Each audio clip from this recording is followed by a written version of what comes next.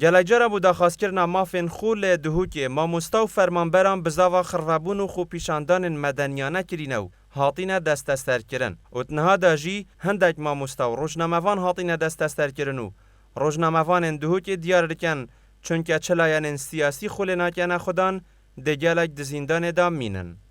بله مخابنی و ابرو که همی جنگین جیانی همی جنگین دا صالات الهرم کردستان هاتین اب حزبی گیرن حتی به چندی که دا صالات دادواری جی یا سربخونی نه که دمکی دا پدوی بو او یا سربخوی بیت اگر چه دا صالات دید سربخوی نبن پدوی دادگه و دا صالات دادواری الهرم کردستان یا سربخو بیت. لوالاتین دیموکراسی دستهالات و گروپین سیاسی جیک جدانه و دستهالات به طرفگیری سردریه دگل گرتیان دکت. لیل پارزگه ها دهو که افرول دیموکراسیانه نهیت دیتن. مخابن افرول الجرگ هرم کردستان افکارتنا انجام دان الديرش الروحية الديمقراطية وأزمونا 6 سال حكمرانية ترسش آزادية را دربرين بيتا و بيتنا من رنگودان نافخوی بخواد گریته و رنگودان دولیجی بخواد گریته و رنگودان نافخوی او که به امیدیه که ما بین دست حالات و خلق هرم کردستان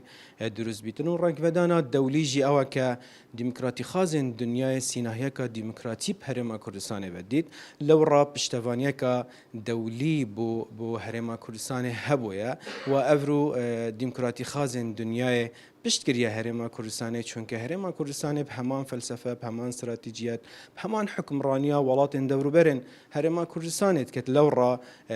جواک دموکراتی خازن دنیای پشتگیری هرم کردستان سرکی کو تبحثگیری گرتنا روزنامه‌واران کو سر بلانه که سیاسی و بیت امبری کو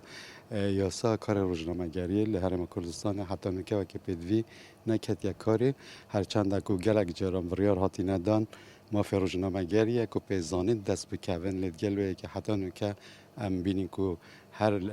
کانال که هر دستگاه زمان حال پارتکیه لورا امنا بینیم که حتی نکه و کو زلالیه که وی باری دهد بیتن اگجه کارن هر سرکی از بینم که یاسا کار روزنامه‌وانی هم روزنامه‌وان جی شرازای که باش لسر هبیتنو هر او کسی دیسان آریشه بوم روزنامه‌وانی چیت کتن بدویه بزانیتن که